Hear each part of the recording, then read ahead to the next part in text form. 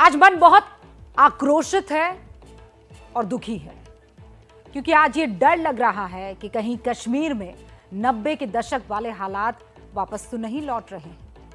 हम ऐसा इसलिए कह रहे हैं क्योंकि श्रीनगर में पिछले 3 दिनों से आतंकी लगातार हिंदू और सिख समुदाय को निशाना बना रहे हैं।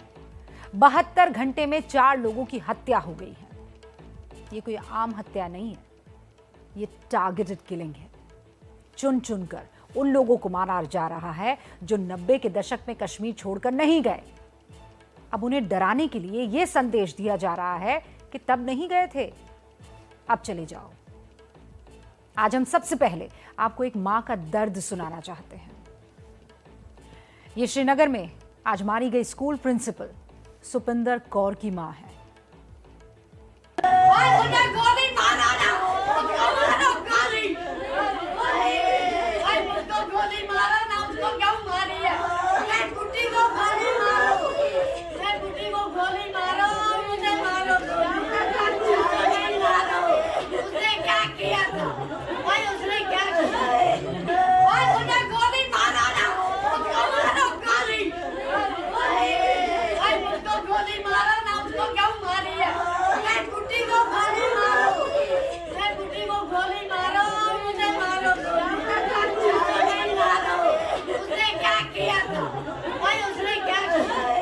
सुपिंदर कौर की मां का ये दुख किसी से भी नहीं देखा जा सकता। कोई बेटी कोई बेटा इस दुख को नहीं देख सकता, क्योंकि उन्होंने वो बेटी खोई है जो वहां रहकर स्कूल में पढ़ाती थी। सुपिंदर कौर ने किसी को भी पढ़ाते हुए इस बात को जहन में नहीं रखा कि किस धर्म का है। हर किसी को पढ़ाया, हर जरूरतमंद की मदद की। अपनी तनख्वाह का 50% हर महीने गरीबों की पढ़ाई और उनकी जरूरतों पर खर्च किया करती थी। तो फिर आज सुपिंदर कौर को मारने से पहले उनका धर्म क्यों देखा गया? श्रीनगर के जिस स्कूल में 3 कायर आतंकवादियों ने घुसकर यह हमला किया, आपको पता है उन्होंने क्या किया? उन्होंने पहले सारे टीचर्स के आईडी कार्ड्स चेक किए, उन्हें मजहब के आधार पर अलग किया और इसके बाद प्रिंसिपल सुपिंदर कौर और टीचर दीपक चंद को बाहर लेकर गए और गोली मारकर मार दिया। समस्या इस बात की है कि जब ऐसे निर्दोष और निहत्थे लोगों को मारने वालों की तरफ आप नहीं खड़े होते और उन मारने वालों को आतंकवादी बोलने में लोग हिचकिचाते हैं तो परेशानी होती है। भारत विरोधी एजेंडा चलाने वालों को इन आतंकवादियों में रिबेल्स दिखते हैं। पढ़िए मेरे साथ वाली तस्वीर में जो लिखा है, पढ़िए। दुनिया के एक बड़े न्यूज नेटवर्क अल जजीरा ने इन आतंकवादियों को रिबेल लिखा है। रिबेल्स का मतलब समझते हैं आप? बागी, विद्रोही। क्या ये लोग बागी हैं, विद्रोही हैं? निहत्थे लोगों को उनका धर्म देखकर गोली मार देना विद्रोह है?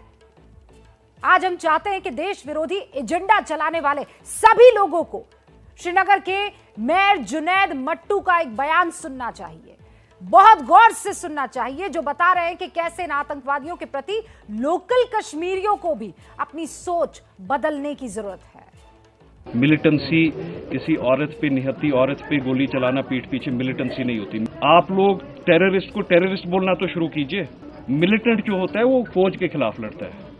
मिलिटेंट निहत्तों पे मक्खनलाल बिंद्रू, वीरेंद्र पासवान या इस बेटी पे या जो दीपक चंद है उन पे हमला नहीं करता निहत्तू। इसके पीछे हमें पता है कौन है, उनकी इंटेंशन क्या है, वो क्या करना चाहते हैं। वो हमारे माशरे को, obviously you know it, elements backed by Pakistan. इस सांप को सांप बोलिए। ये हमारे माशरे को तकसीम करने निकले हैं, हमारे माशरे को बर्बाद करना निकले। ये वही कम्युनिटी है ना, सिख कम्युनिटी, जिसने उन हालात में भी यहाँ रहना चूज किया जब कोई यहाँ पे नहीं होता। अगर माशरती तौर हम खड़ा नहीं होंगे आज, और कौन होगा? We should all come on the streets. I hope, I appeal to the community to stand together with the Sikh community, with the Pandit community. उनके सामने ढाल बने। हम एक दूसरे के बगैर हमारी कोई हैसियत या कोई वैल्यू नहीं है। कश्मीर अगर कश्मीर है, वो मुसलमान का भी है, सिख का भी है, हिंदू का भी है, ईसाई का भी है, बौद्ध का भी है। और अगर एक अकलियत पे, एक माइनॉरिटी पे टारगेट किया जा रहा है हम सबका एक रोल और रिस्पॉन्सिबिलिटी बनता है। हम आज कम से कम ये तो कहें कि ये हमारी बेटी का कत्ल हुआ है। कहें तो सही, जुनैद मट्टू की बातें आज बहुत से लोगों को कड़वी लग सकती है, लेकिन जुनैद मट्टू ने बहुत कुछ कह दिया। उन्होंने आतंक की उस जड़ पर चोट करने की कोशिश की जहां से आतंकवादियों को पोषण मिलता है। उनकी आतंक की फसलों को वो खाद पानी मिलता है जिसकी वजह से वो फलते और फूलते हैं।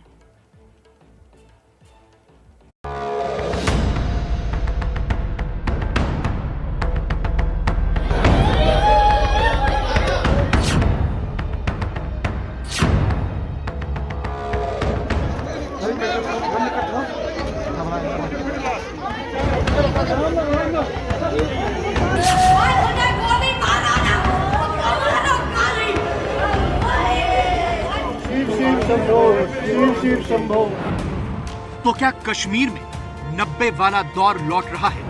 नैरेटिव चेंज करने की जरूरत, आज नहीं करेंगे जो 90 में हमने देखा वो फिर से देखना पड़ेगा।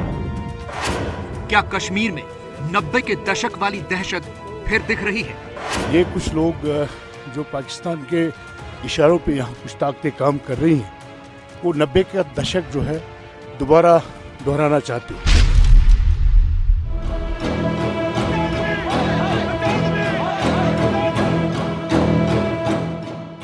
ये सवाल हम क्यों पूछ रहे हैं, ये बताने से पहले जरा ये देख लीजिए कि 90 के दशक की दहशत क्या थी। ये 1990 का वो दौर था जब कश्मीर से 100, 200, 500 या 1000 नहीं बल्कि 4 लाख से ज्यादा कश्मीरी पंडितों ने एक साथ पलायन किया था।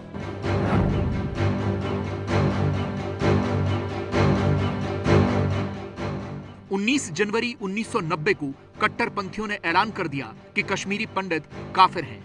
पंडितों को इस्लाम कबूलने की या फिर जान से मारने की धमकी दी गई।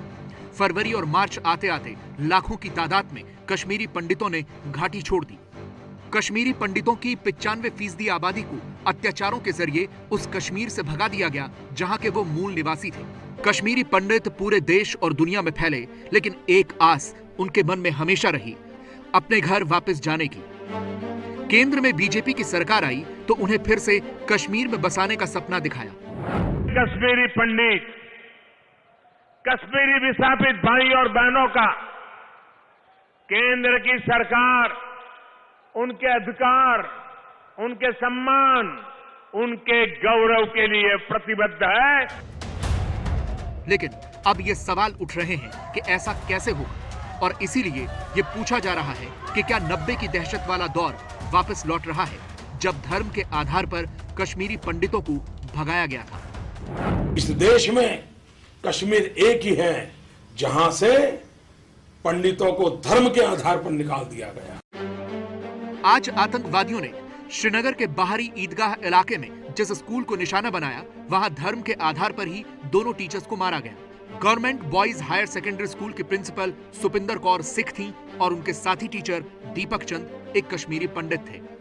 जो जानकारी सामने आई है उसके अनुसार जो मिलिटेंट थे वो जब स्कूल में अंदर आए तो उन्होंने सभी टीचर्स के मोबाइल फ़ोन और आइडेंटिटी कार्ड छीन लिए।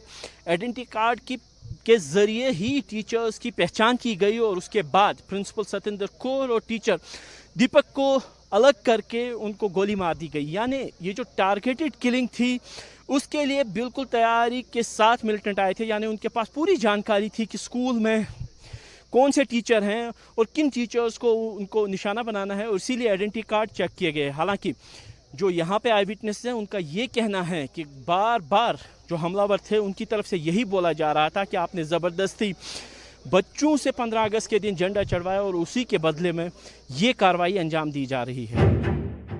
कोरोना काल की वजह से बच्चे स्कूल नहीं जा रहे हैं, लेकिन टीचर्स आ रहे हैं। श्रीनगर के इस सरकारी स्कूल में 15 से 20 टीचर्स उस वक्त मौजूद थे। घटनाक्रम से यह जाहिर है कि आतंकवादियों ने पूरे इलाके की रेकी पहले से की थी।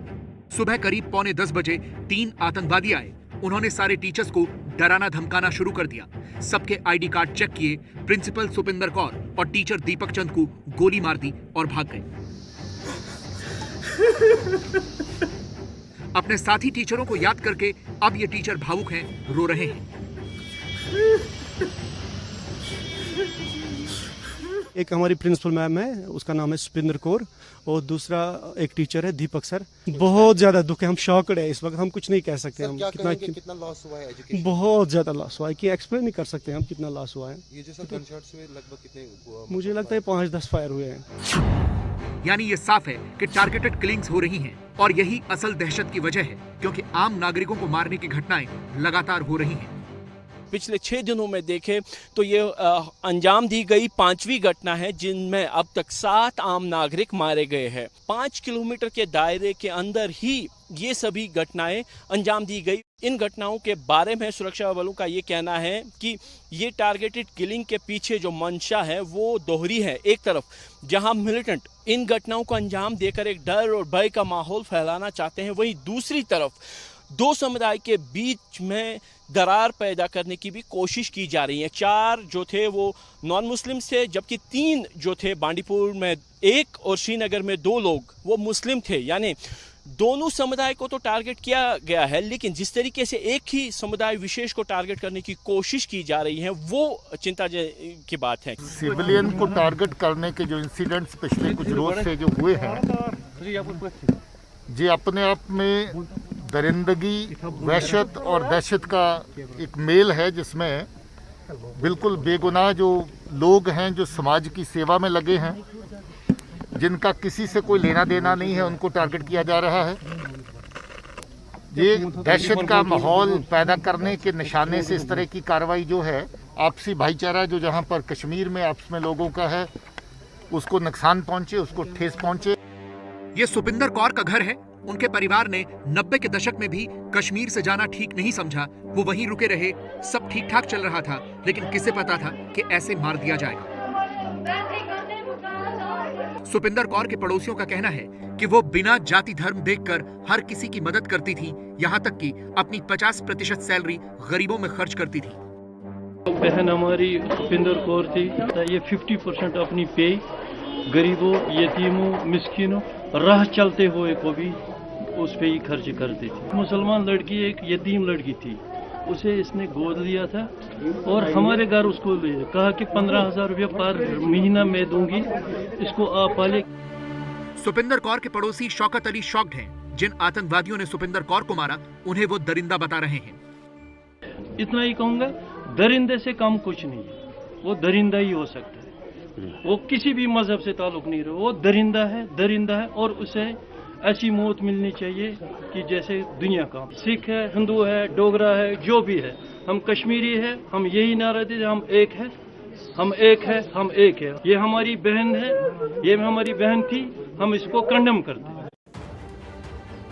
इस घटना के बाद सुपिंदर कौर के घर पर कश्मीर के लोकल नेता भी पहुंच रहे हैं। बीजेपी का कहना है कि 370 हटने से आतंकवादी दहशत में है, जबकि कांग्रेस इसे सरकार का फेल्योर बता रही है। हमारे पंडित भाइयों को, सिख कम्युनिटी को टारगेट बनाया जाता है। ये बौखलाहट है मिलिटेंटों की। 5 अगस्त 2019 के बाद यहाँ कहीं स्टोन पेंटिंग नहीं हुई, यहाँ कहीं पत्थरबाजी नहीं हुई, यहाँ कहीं जो है सिविलियन किलिंग नहीं हुई। अब इन्होंने सिविलियन को टारगेट बनाना शुरू कर दिया है। जैसे मेरे नॉलेज में है, थोड़ी सिक्योरिटी लैप्स भी है। इसमें पंडित भी मारा गया, सिख भी मारा गया, मुसलमान भी मारा गया।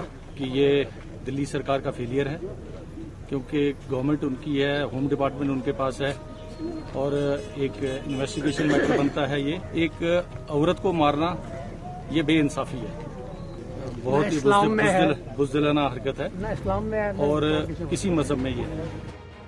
सुपिंदर कौर के साथ मारे गए दीपक चंद जम्मू के रहने वाले थे। उन्होंने 3 साल पहले पीएम पैकेज के तहत कश्मीर में अपनी टीचर की नौकरी ज्वाइन की थी। दीपक की एक छोटी सी 3 साल की बच्ची है। परिवार जम्मू में रहता है। दीपक के भाई विक्की का कहना है कि दीपक हमेशा ये कहते थे कि कश्मीर में सब ठीक है, किसी बात का डर नहीं है, लेकिन आज उनकी खुद की कही बात गलत साबित हो गई। दीपक बड़ी तारीफ करता था कश्मीर के लोगों की, बहस करता था, वहाँ के इतने लोग अच्छे हैं, वहाँ के स्टूडेंट इतने अच्छे हैं, उनकी परवाह करते हैं, ऐसे करते हैं, मतलब बोलता नॉर्मल सब कुछ, भैया टेंशन मत लो। तो याद आ रहा है नॉर्मल नहीं है, नॉर्मल नहीं है। जम्मू कश्मीर के उपराज्यपाल मनोज सिन्हा ने इस घटना की जिम्मेदारी ली है, लेकिन साथ ही ये भी कहा है कि आतंकवादियों को बख्शा नहीं जाएगा। घटना हुई है तो निश्चित रूप से जिम्मेदारी हमारी है, हम उसको स्वीकार करते हैं, लेकिन कोई स्पेसिफिक इस तरह का इनपुट नहीं था। हाँ, उनके परिजनों के आंसू जो निकले हैं उसका जरूर हिसाब किया जाएगा, हिसाब ठीक से किया जाएगा। सिक्योरिटी फोर्सेस के साथ विस्तृत चर्चा हुई है और मानवता के जो इन दुश्मनों को बख्शा नहीं जाएगा। 2 दिन पहले ही आतंकवादियों ने श्रीनगर के मशहूर केमिस्ट मक्खनलाल बिंद्रू की गोली मारकर हत्या कर दी थी। आज उनके परिवार से मिलने के लिए महबूबा मुफ्ती पहुंची और इन घटनाओं पर राजनीति शुरू कर दी। तो मैं समझती हूँ ये जो डबल इंजन सरकार है उसकी सबसे बड़ी नाकामी है, क्योंकि उन्होंने जम्मू कश्मीर में जो पिछले 2.5 साल से यहाँ जो जुल्म ढाए हैं, यहाँ जो सख्त पॉलिसी अपनाई है, सिर्फ हमको ये कहते हैं ये सिक्योरिटी के लिए हम कर रहे हैं और मिलिटेंसी को खत्म करने के लिए कर रहे हैं। At the end of the day कि आप देखिए कि जितने हालात खराब हो रहे हैं अभी।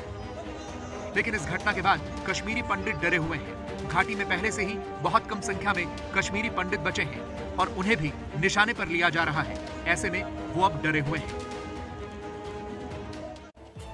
तो देखिए ना, कश्मीर में आतंकवादी कश्मीरी पंडितों, सिखों और खास तौर पर उन लोगों को निशाने पर ले रहे हैं जिन पर सुरक्षा एजेंसियों की मदद करने का शक है। जम्मू कश्मीर में आतंक का नया सिलसिला शुरू हुआ है। टीआरएफ नाम के एक नए आतंकी संगठन के नाम से यह सिलसिला शुरू हुआ है। पिछले कुछ दिनों से घाटी में होने वाली हर वारदात की जिम्मेदारी कौन ले रहा है? कौन सा संगठन ले रहा है? यही बात लश्कर ए तैयबा, जैश ए मोहम्मद, हिजबुल मुजाहिदीन, नाम तक नहीं इसका। जबकि कुछ महीनों पहले तक घाटी में होने वाली हर वारदात के पीछे इन्हीं 3 संगठनों का हाथ होता था। अब यह सवाल उठता है कि क्या ये तीनों संगठन खामोश हो गए? क्या इनका नामो निशान मिट चुका है, या फिर पाकिस्तान ने आतंक की कोई नई चाल चली है? इसका जवाब अगली रिपोर्ट में मिलेगा आपको।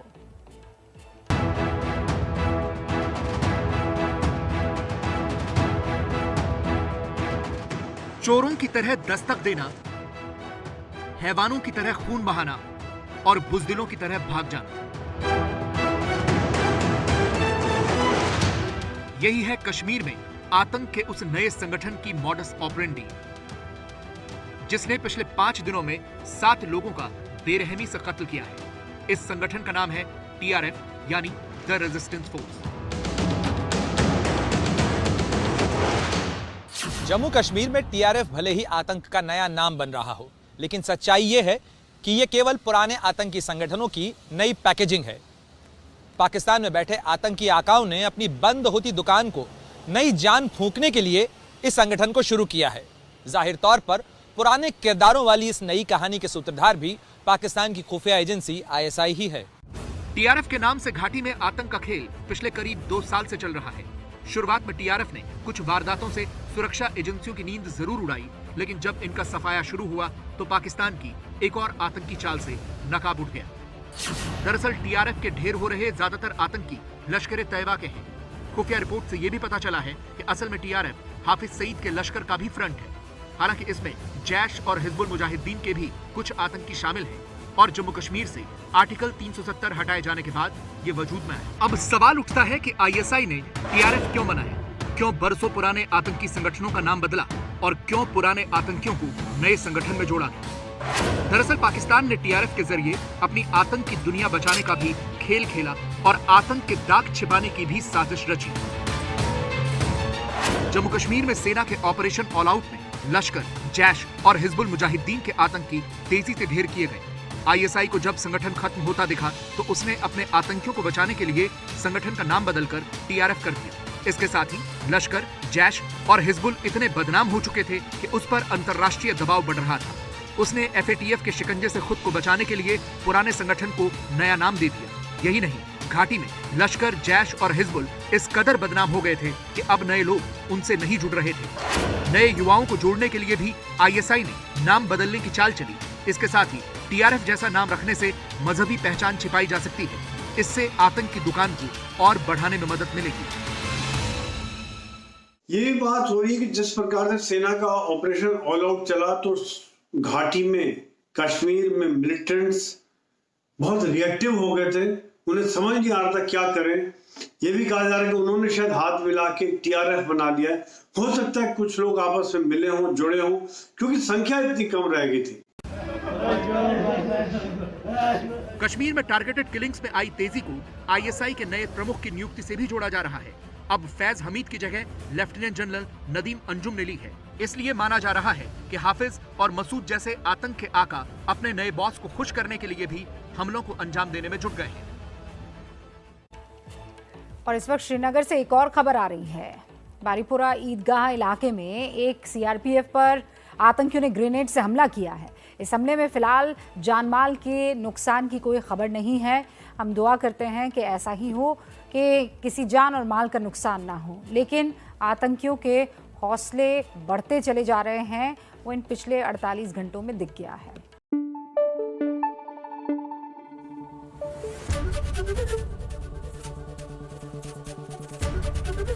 एबीपी न्यूज आपको रखे आगे।